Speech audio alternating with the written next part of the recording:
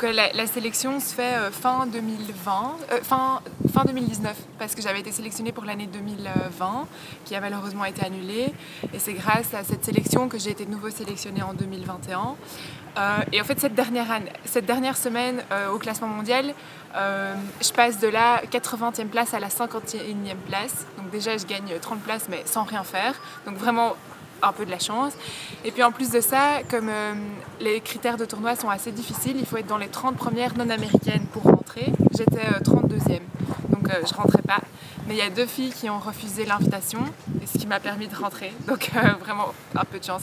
J'ai reçu un coup de fil la veille de mon examen de comptabilité et je vois sur le numéro juste en dessous Georgia Augusta et je me dis oh non. J'essayais de rappeler, mais j'arrivais pas.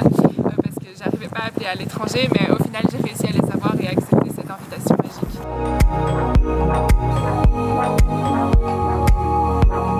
Un petit coup de chance aussi, mais là j'avais un peu plus ma place, je trouve. Et c'était l'édition inaugurale, donc quelque chose de magique à vivre.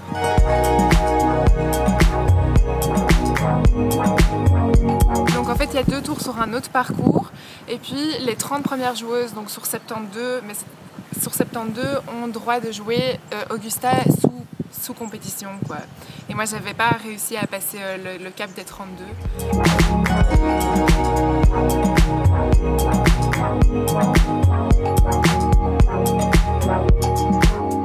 Je pense que c'est assez indescriptible et c'est difficile à s'imaginer à quel point c'est magnifique, quoi. Tout est travaillé.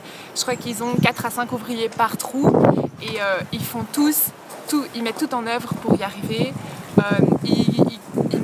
Ils coupent l'herbe avec des ciseaux autour des trous. Tout est vraiment mis en œuvre pour que ça soit le plus beau parcours du monde et c'est pour ça qu'il a cette réputation.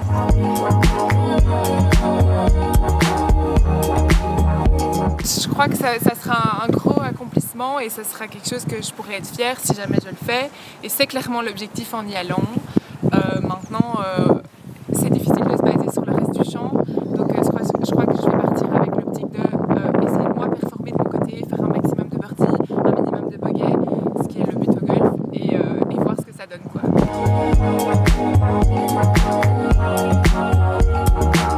J'ai entraîné des coups particuliers, par exemple essayer de faire monter la balle un maximum pour qu'elle accroche bien sur les greens en retombant dessus.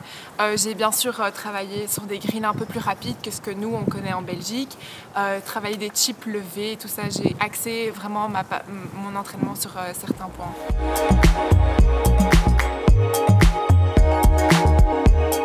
J'ai commencé à 5 ans, quelque chose comme ça. Mon papa m'emmenait avec ma maman et j'allais à la garderie qui jouent leur parcours. Il y a des pros qui se rappellent de moi comme la petite pleurnicheuse. J'arrivais au cours en traînant les pieds. Et je crois que j'ai commencé à accrocher quand j'ai découvert que le golf, ça pouvait aussi avoir des aspects équipe, sportif, ambiance. On peut s'amuser en jouant au golf.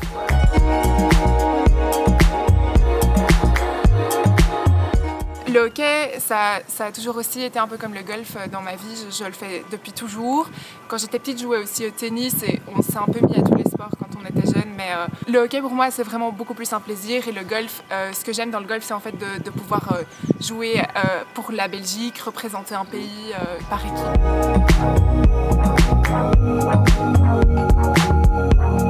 Non, j'ai pris cette décision assez rapidement et je me suis pas trop posé de questions parce qu'en fait, ce que m'apportait le hockey sans être en équipe nationale était totalement suffisant, alors que ce que m'apportait le golf sans être en équipe nationale ne me convenait pas.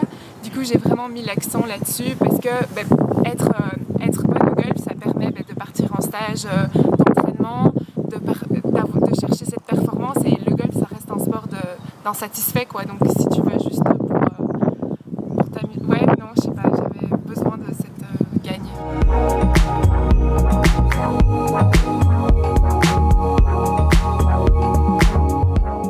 Alors oui, pourquoi pas, donc c'est la réponse un peu bidon, mais c'est celle que je donne.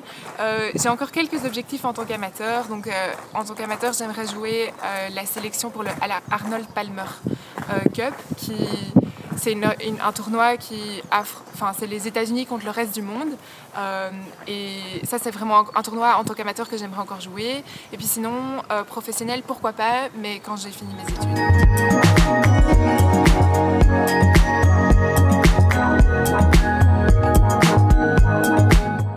qu'il y a des périodes de l'année où c'est vraiment difficile. Les périodes d'examen et de blocus, c'est des périodes où je mets vraiment le golf et le hockey de côté. Et sans ça, j'y arriverai pas parce que c'est vraiment, ça demande beaucoup d'organisation, mais aussi de faire des choix. Et ces choix, je dois les faire parce que sinon, je serai plus là.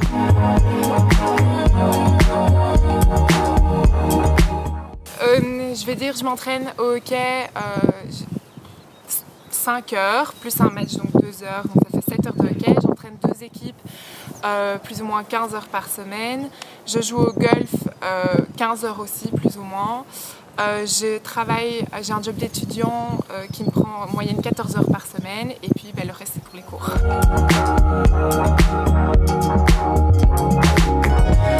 Alors, coach physique,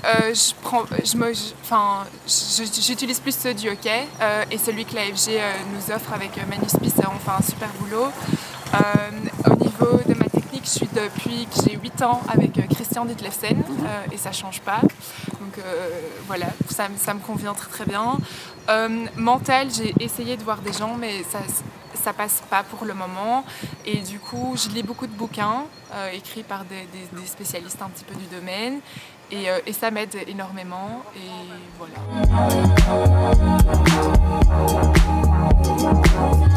Je pense, dans ma tête, c'est si je joue encore bien au golf, si je prends encore beaucoup de plaisir à jouer au golf et que si j'ai envie d'aller chercher plus, alors oui, j'ai envie de passer pro.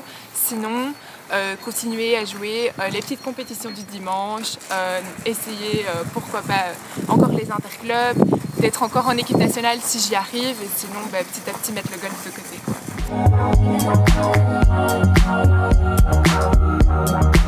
Ça c'est le rêve ultime, mais c'est difficile, il faut être honnête. Si on n'est pas pro, encore plus. Donc si je décide de passer pro, c'est aussi avec cette optique-là.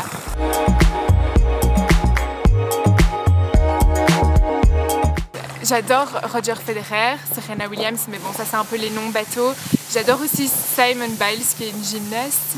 Et ouais, j'adore l'équipe de hockey, mais bon, ça c'est aussi parce que je joue beaucoup au hockey. Du coup, les Red Lions,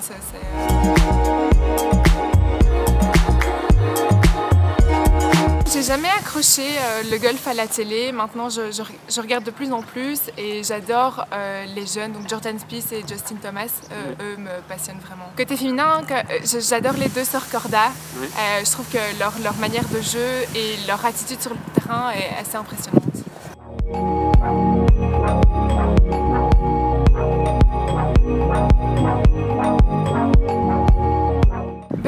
Je sais pas vraiment expliquer. Je crois que, moi j'y suis depuis que je suis toute jeune et au début j'accrochais pas, mais à partir du moment où tu rentres dans la dynamique de jouer les Kids Tours, jouer les Junior Tours et tout est hyper fort encadré, tout est mis en œuvre pour qu'on parte tous ensemble. Il y a une espèce d'atmosphère et de dynamique qui fait qu'on a envie d'aller jouer ces petits tournois, de porter le maillot du club et de représenter Rijné au mieux.